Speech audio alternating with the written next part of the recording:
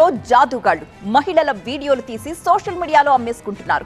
ఇలాంటి 130 social media accounts ని trace చేసిన అధికారులు కేసులు నమోదు చేశారు. పోకిరీలు దొరికితే దబిడి దిబిడే అంటున్నారు ప్రయాగ్రాజ్ పోలీస్.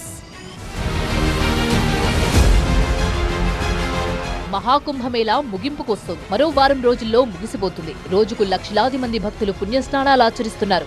మహిళలు, పురుషులు, పిల్లలు, వృద్ధులు, దివ్యాంగులంతా త్రివేణి సంగమానికి వచ్చి అమృత స్నానాలు ఆచరిస్తూ సూర్య భగవానునికి నమస్కరిస్తూ వెళ్తున్నారు.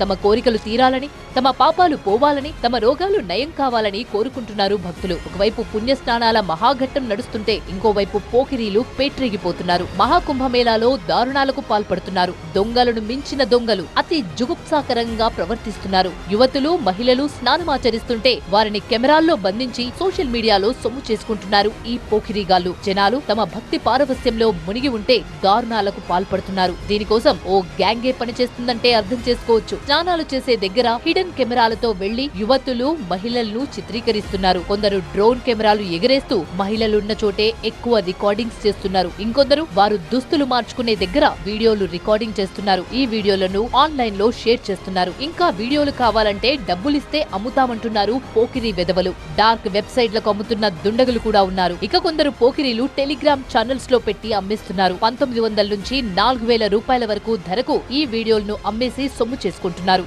ఇలాంటి ఓ టెలిగ్రామ్ ఛానల్ ద్వారా గ్యాంగ్ ను పట్టుకున్నారు యూపీ పోలీసులు. 2 సోషల్ మీడియా అకౌంట్లను గుర్తించి వారిపై కేసులు పెట్టారు. ఇలా మొత్తం 113 సోషల్ హ్యాండిల్స్ పై 13 ఎఫ్ఐఆర్లు నమోదు చేశారు. త్వరలోనే నిందితుల్ని పట్టుకుంటామంటున్నారు అధికారులు. ఇప్పటికే కొన్ని ఇన్స్టాగ్రామ్ అకౌంట్లలో వీడియోలు షేర్ చేసినవి ఉన్నట్లు గుర్తించారు. వారిపై కఠిన చర్యలు తప్పవంటున్నారు ప్రయాగ్రాజ్ పోలీసులు. ఇక వారం రోజుల్లో మహాకుంభ ముగుస్తుండటంతో అధికారులు అలర్ట్ అయ్యారు. చివరి రోజుల్లో భక్తుల తాకిడి ఎక్కువగా ఉంటుందని భావిస్తున్నారు. శివరాత్రి పర్వదినం రోజున మరింత మంది వచ్చే అవకాశం ఉండడంతో ప్రత్యేక ఏర్పాట్లు చేస్తున్నారు. ఇక ట్రాఫిక్ జామ్లు తప్పడం లేదు. ప్రయాగ్రాజ్ దగ్గర 500 మీటర్ల ప్రయాణానికి 2 గంటలు పడుతోంది. ప్రయాగ్రాజ్ చేరుకునే వాహనాలు 10 కిలోమీటర్ల దూరంలోనే ఆపేస్తున్నారంటే జనం అంత దూరం నడిచి వెళ్ళక తప్పడం లేదు.